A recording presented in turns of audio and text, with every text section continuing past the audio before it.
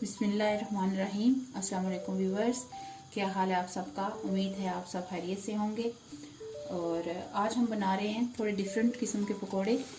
ये वो पकोड़े हैं जो हम बाहर से ख़रीदते हैं बाज़ार से, और फिर जब दोबारा उस तरह के घर में बनाने की कोशिश करते हैं तो उस तरह के नहीं बनते और वही टेस्ट नहीं आता। तो ये वो पकोड़े हैं जो आपको बाज़ार से मिलते हैं। तो ये थोड़े से डिफरेंट हैं, सिर्फ आलू वाले पकोड़े हैं।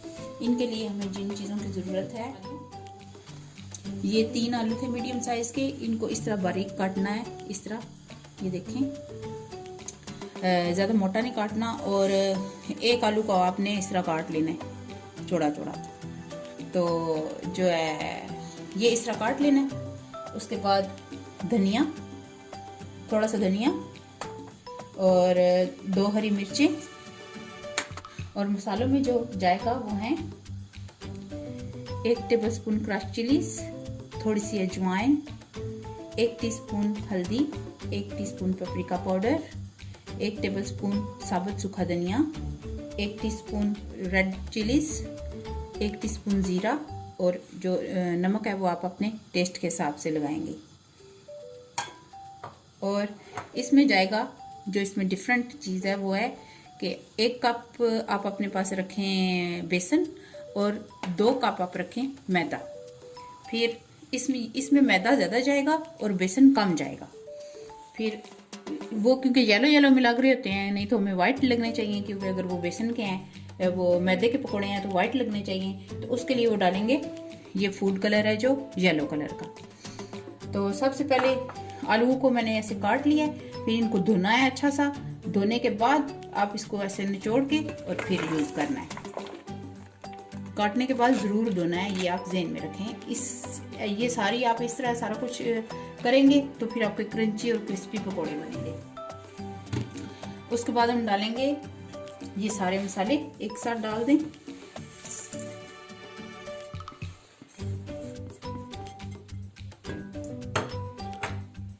हरी मिर्चें, अगर आपके बच्चे नहीं खाते तो आप ना डालें या आपको नहीं पसंद। धनिया ज़्यादा डलता है इसमें, तो ये सारा धनिया जाएगा। ये तकरीबन 4 टेबलस्पून होगा।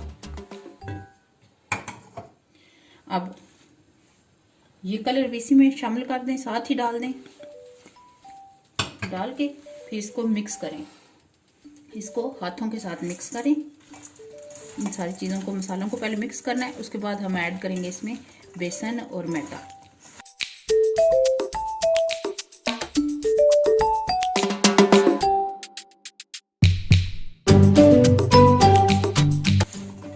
अब ये इस तरह सारा कुछ मिक्स हो गया।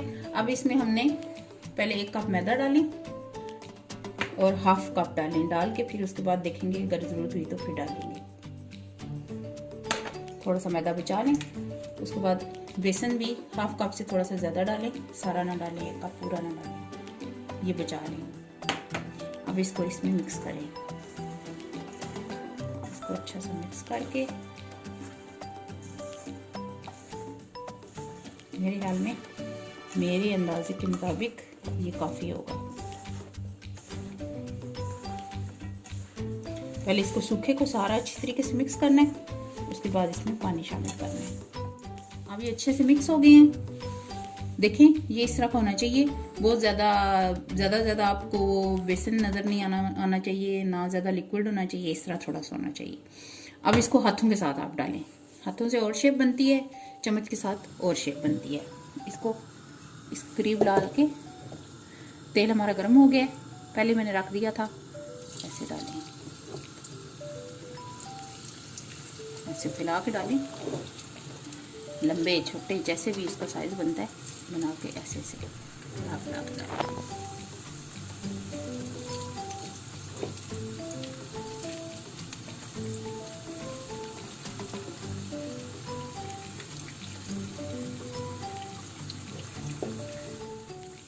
ये देखें, तकरीबन 5 से 6 मिनट गुजरे हैं। तो ये देखें इस तरह बन गए हैं, चिपक भी गए हैं।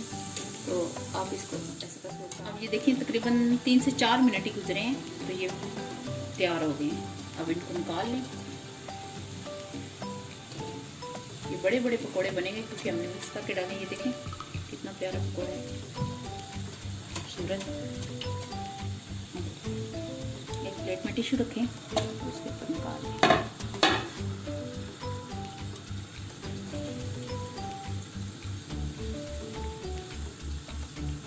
इसको जो एक्स्ट्रा ऑयल है उसको ऐसे करके निचोड़ लें, निचोड़ के निकालते जाएं। बहुत क्रिस्पी और मज़े के पकौड़े लग रहे हैं, शक्ल से ही पता चल रहा है कि बहुत टेस्टी है।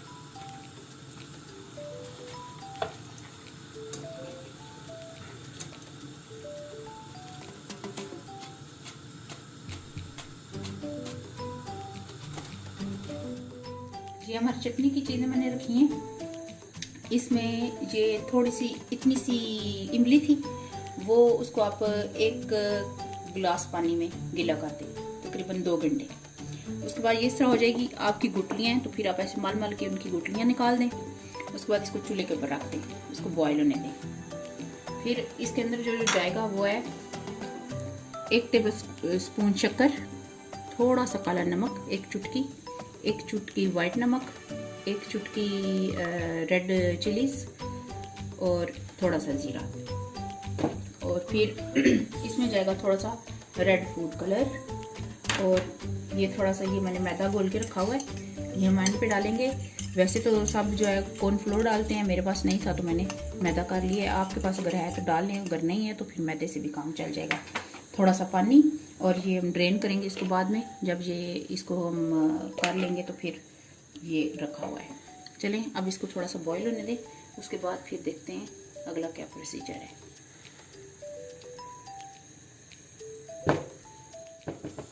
अब ये तकरीबन थोड़ी देर के लिए बॉईल हो गई है, तो अब इसको हम हैंड ब्लेंडर के साथ ब्लेंड करेंगे।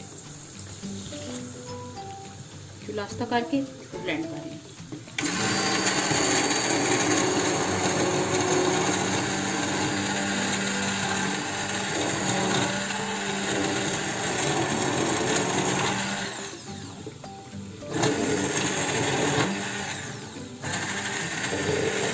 जैसे ये ब्लेंड हुई है, ये थिक हो गई है,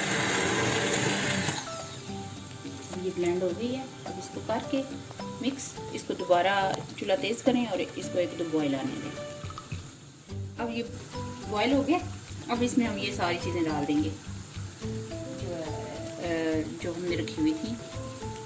आपके पास अगर गुड़ है तो आप गुड़ डाल लें, गुड़ को छोटा छोटा करके ना कूट के डाल लें, तो फिर जब वो मिक्स हो तो बाकी चीज़ें डाल दें। अब इसको थोड़ी देर के लिए और उबलने दें, तकरीबन 5 से 6 मिनट के लिए। अब ये देखें थोड़ी सी बॉईल हो गई है, तो अब इसमें हम फूड कलर डालेंगे, थोड़ा सा रेड फूड कलर मिक्स करें। देखिए कितना प्यारा कलर बन गया है। अब ये जो हमने मैदा घोल के रखा हुआ है, वैसे तो मैंने 1 टीस्पून बोला है, तो डालूंगी। थोड़ा थोड़ा इसको थिक होना चाहिए, ज़्यादा थिक नहीं करना, थोड़ा सा जब थिक हो जाएगी तो फिर छोड़ देंगे। अभी बॉईल होती जाए तो इसमें थोड़ा थोड़ा डालते जाएं, थोड़ा सा डाल के चेक करें कितनी थिक हुई है, फिर और डालेंगे। थोड़ा सा ये पकेगी तो फिर चलेगा।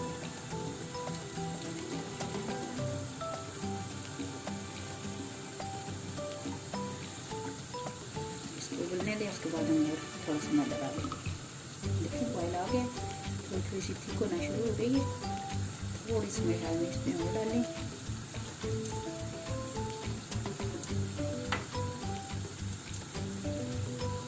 ये प्योर आपको जो बाहर से चटनी मिलती है ये वो बनेगी जब आप बनाएंगे। तो पकौड़े भी जो बाज़ार के हैं, चटनी भी बाज़ार की है, तो आपको बहुत टेस्ट आएगा। फिर आपको बाज़ार से लेने की ज़रूरत नहीं रहेगी, आप घर में बना लिया करेंगे साफ़ सुथरा।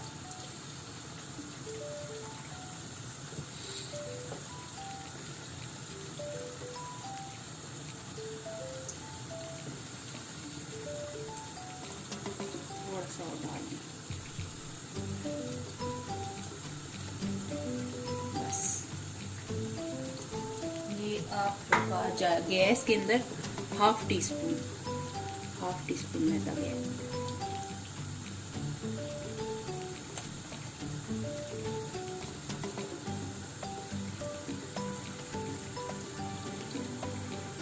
अब ये तकरीबन 5 मिनट और पकेगी, तो फिर हम इसको उतार लेंगे।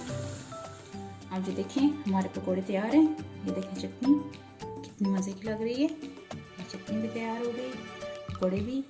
अब इसके ऊपर आप चाट मसाला डाल लें, लेमन डाल लें तो खाएं। मैं आपको एक चेक करके बताती हूँ। इसके ऊपर थोड़ा सा चाट मसाला डालें, सब के ऊपर ना डालें क्योंकि कुछ को नहीं पसंद होता बहुत ज़्यादा तेज़ मसाले वाला। तो फिर इसके ऊपर थोड़ा सा लेमन स्प्रिंकल करें ऐसे करके, तो चटनी से लगा के। इतनी पतली होनी चाहिए।